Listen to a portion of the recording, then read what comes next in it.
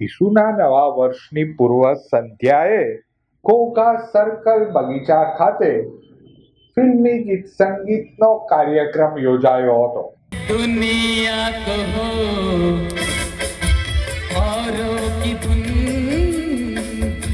हमको किसी ने यहाँ अजनबी कोई नहीं यह બગીચાની મોજ શીર્ષક અંતર્ગત યોજાયેલ કાર્યક્રમમાં કલાકારો દ્વારા એકથી એક ચડિયાતા ફિલ્મી ગીતોની પ્રસ્તુતિ કરી શ્રોતાઓને મંત્રમુગ્ધ કરી દીધા હતા। आप पर खड़ा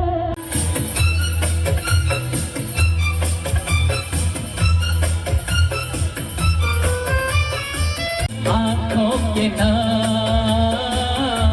होठों के नाम